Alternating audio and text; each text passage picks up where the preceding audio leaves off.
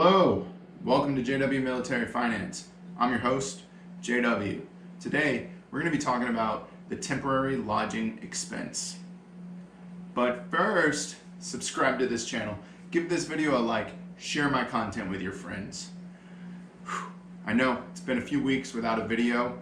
The channel's taken a hit. I've definitely seen views and subscribers drop off. It's going good, but the last couple of weeks have just been absolutely crazy for me. Preparing for a PCS, working on my PCS waiver, buying a house, closing on a house, all of that was just absolutely crazy. By the way, working full-time still and working on my master's degree, it was just too much to try and get a quality video put out. Also, I've lost my internet connection out here on the island, so that's hindering things too. Anyhow, temporary lodging expense. What is this? When can you use it? How much money do you get? Should you use this? First and foremost, temporary lodging expense is exactly what it sounds like. It's temporary lodging. You can only use it during a PCS. Now, what I think is cool about it is that you can use it at your new or your previous duty station. So what that means is that, like, if you wanted to get out of your lease, say at the end of a month, but you weren't PCSing until, say, the 15th of the month, you could end your lease and go into temporary lodging on the Navy's dollar to use that until you PCSed, because you would temporarily need a place to live. Now, how does this work? One, you've got to be on orders, so you got to be using it in and around the time of your PCS. Two, you're supposed to use government lodging. This means, think the Navy Lodge, the Gateway Inns and Suites, those type of things. So if you can't use one of those, you need to get the non-availability letter from one of those locations, and then you could use a hotel out in town. Now, the formula to equate how much money you get per day. The max is $290 a day.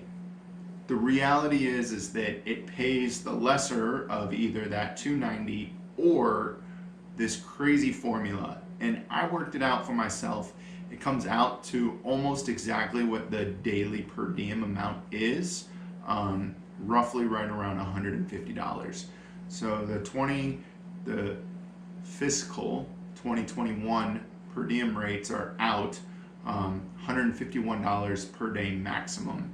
$96 lodging expense though. So it's a formula of the lodging expense and the meals expense, which gives you a total amount, and then it pays the lesser of $290 or whatnot. And then it breaks it down if you are just you, or just a dependent, or you with your dependent, or you with a dependent and a kid. It's crazy formula, not the easiest math. For me, it worked out to about $150 a day. Might be a little bit more, but I know it's less than $290. All right, how long does it pay for? It's 5 to 10 days. 5 to 10 days, so you just need to stay within that range. 5 to 10 days is what it covers. And what you need to be careful of is that you cannot be receiving per diem for your travel days, all right, and get TLE. So think about that as like it would end the day you start your PCS. So if you were going to start your travel for your move and you were traveling from the 10th through the 15th, because you got 5 days of traveling, that the 10th would be a day that you're receiving per diem for your travel. So you couldn't use TLE for the 10th. That would have to come out of your per diem for your travel. And then on the 15th, when you get to your new duty station, the 15th is also covered by your per diem. So I realized that my example of 10 through 15 is really 6 nights, the 10th, 11th, 12th, 13th, 14th, 15th. All right, so you got 6 days of travel. So the day that you start travel or the day that you end travel, you cannot use TLE. TLE would start on this night of the 16th, or it could be used the 1st through the 9th. All right. You cannot use it, like if you're separating from the military, you cannot use TLE prior to getting out. Can't use it, all right? Can't use it when you're leaving your last duty station, whenever that is. What if your spouse and your dependents are traveling without you? Yes, they can use it. We're actually looking into using TLE for this exact scenario. My spouse and dependent are moving about 2 weeks before me potentially, and we're looking into seeing if they can use TLE before our household goods arrive, because our pack out is at the end of October. Household goods might not arrive till the beginning of or middle of November, so there's going to be some time in there. They're traveling without me potentially, and might want to use TLE while we're waiting for our household goods. So that's cool. Your spouse can use it without the military member being there. Your dependents can use it. If you've got dependent children, they can use the TLE during your PCS without you being there.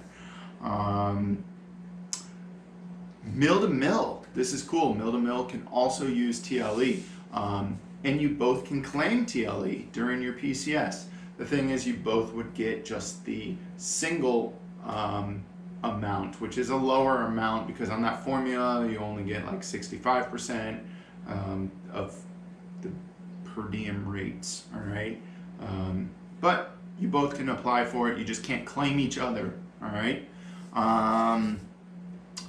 Lastly, most importantly, save your receipts, all right? TLE requires you to turn in your receipts for lodging. Normally with the PCS, your travel per diem days, it doesn't require the receipts anymore. TLE still requires receipts. So that is temporary lodging expense in a nutshell. Just going to recap really quick here. It covers temporary lodging during a PCS at either the old duty station or the new duty station, 5 to 10 days. Pays a maximum of $290 a day, but expect it to be less in your case.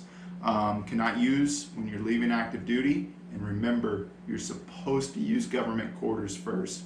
Navy Lodge, Gateway Inns and Suites. Again, if you've made it this far, if you've invested the time and you are this far in the video, smash that subscribe button, give this video a like, share my content with your friends. I am excited for where this channel should be going when I get to my new duty station, and I'll actually have a room that I hopefully can set up as a studio and bring you great content and to continue educating today's military.